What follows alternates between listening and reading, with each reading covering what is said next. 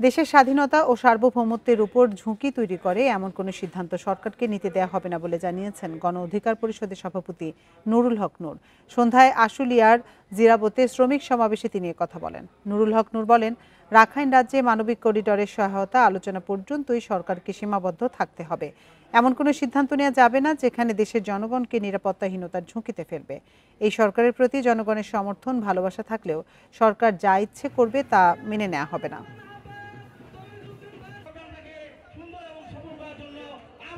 Bundle থাকলে প্রতি সেনমানিতে টাকা বাঁচবে।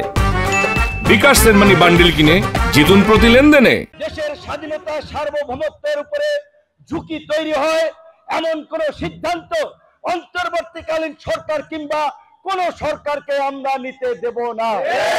রাখাইন রাজ্যে ওই তথাকথিত সহায়তা পৌঁছানোর নামে যে মানবিক করিডোরের আলোচনা চলছে, সরকারকে বলবো ওইখানে ফুল স্টপ মারেন।